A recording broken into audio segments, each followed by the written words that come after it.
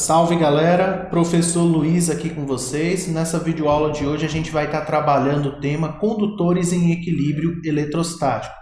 Vem comigo na tela. Primeiramente, galera, a gente vai ver aqui as propriedades dos condutores em equilíbrio eletrostático, tá? Então, para ser considerado que o condutor está em equilíbrio eletrostático, ele precisa seguir essas propriedades aqui que eu vou citar para vocês. Primeiro, o campo elétrico no interior do condutor deve ser nulo, ou seja, não posso ter campo elétrico dentro do condutor, certo?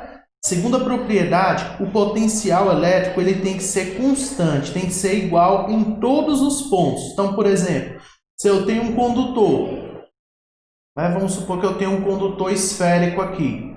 Nesse ponto aqui eu tenho um potencial de 2 volts, nesse ponto aqui eu também tenho que ter 2 volts. Nesse ponto aqui eu também tenho que ter 2 volts, tá? Então a gente diz que o potencial elétrico é constante em todos os pontos, dentro ou na superfície do condutor, beleza? Por último, mas não menos importante, para reconhecer que um condutor está em equilíbrio eletrostático, as linhas de campo desse condutor elas devem ter direção perpendicular ao condutor, tá? Então vamos para um exemplo aqui que vai ficar um pouquinho mais claro para vocês. Primeiro aqui essa terceira propriedade, ó. Percebam que nesse exemplo aqui, as linhas de campo estão saindo do meu condutor e se eu for observar o ângulo aqui, ó, 90 graus com o condutor, ou seja, se forma um ângulo de 90 graus, né? Esse condutor aqui, ele segue uma das propriedades, né, de equilíbrio eletrostático. Segunda propriedade, né? Aqui dentro, meu campo elétrico tem que ser igual a 0. Eu não tenho campo elétrico aqui dentro. Beleza? E a terceira propriedade, que é a do potencial constante, em qualquer ponto que eu escolher aqui dentro do condutor ou na superfície dele, eu tenho que ter o mesmo valor de potencial elétrico. Se for 10 volts, é 10 volts em qualquer ponto. Se for 2, é 2 em qualquer ponto. E assim sucessivamente.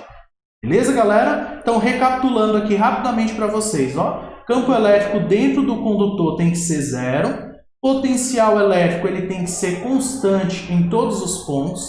E as linhas de campo elétrico devem formar um ângulo de 90 graus com o condutor. Essas são as condições para o condutor estar em equilíbrio eletrostático. Beleza? Galera, quero falar para vocês aqui de um conceito importante que a gente vai ter nessa parte de condutores, que é o conceito de densidade superficial. Vocês com certeza já estudaram em algum momento da vida de vocês a densidade volumétrica, que é a relação entre massa e volume, ok? Então a gente vai falar aqui agora da densidade superficial. O que é isso, professor? É a relação entre a quantidade de cargas dividido pela área. Lembre-se, superfície aqui nos faz referência a áreas, tá? Então superfície é a mesma coisa que área, belezinha? Então, densidade superficial é a quantidade de carga que eu tenho acumulado naquela área. Aqui eu coloquei o delta, tá? Mas poderia vir aqui sem o delta, só carga dividido por área, exatamente a mesma coisa, tá? Então, lembrando a vocês que isso aqui é a letra grega sigma. Então, densidade é carga dividido por área. Unidades. Unidade de carga vai ser o coulomb, unidade de área metro quadrado. Então, coulomb por metro quadrado. Beleza, galera, quero falar para vocês agora de um conceito importante, poder das pontas, tá? Então imagine que eu tenho um condutor e esse condutor ele possui regiões pontiagudas, tá? Nessas regiões pontiagudas, como essa região ela é irregular, eu vou dizer que nessa região pontiaguda o campo elétrico é mais intenso. Por que isso vai acontecer, professor? Porque nas regiões de pontas eu vou ter um acúmulo maior de densidade de cargas, ou seja, eu tenho mais cargas nesse pedaço menor de área. Consequentemente, eu tenho um campo elétrico maior. Isso aí é chamado de poder das pontas, tá? Um exemplo legal de aplicação disso daí são os para-raios. Você vai num local ali alto, né, coloca uma coisa condutora, geralmente feita de metal, aterra aquilo ali, e qual a função do condutor, do para-raios, né? Conduzir o raio para que o raio se descarregue em um local onde ele não cause danos, beleza? A ideia, o princípio adotado lá é esse mesmo aqui, beleza? Então, continuando aqui, a gente vai falar um pouquinho sobre blindagem eletrostática. O O que é a blindagem eletrostática, galera? Blindagem eletrostática vai ser um revestimento metálico que a gente vai colocar numa determinada superfície, em que esse revestimento ele vai ser capaz de distribuir as cargas elétricas na sua superfície. Consequentemente, isso vai servir como um condutor em equilíbrio eletrostático, tá? Então, vamos a alguns exemplos para vocês entenderem melhor, né? Então, exemplo aqui, ó.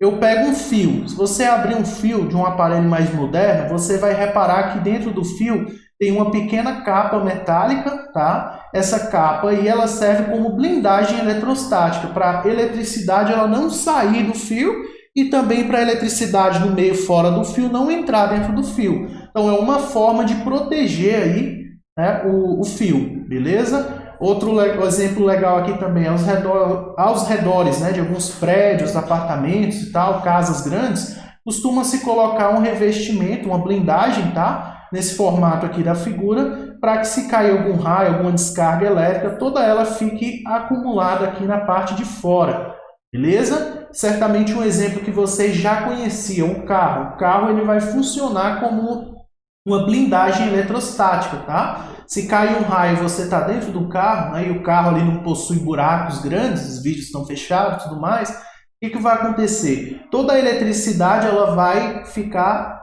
do lado de fora do carro. As cargas vão se espalhar, né, do lado de fora e o carro vai servir como se fosse um condutor em equilíbrio eletrostático. Ou seja, dentro do carro eu não tenho campo elétrico. Se eu não tenho campo elétrico, eu não vou ter eletricidade nenhuma passando. Então você não leva choque. Cuidado com o seguinte detalhe, galera, observação importante para vocês. O carro ele é um bom local, um local seguro para você se abrigar contra raios, não é pelo fato do pneu do carro ser feito de borracha.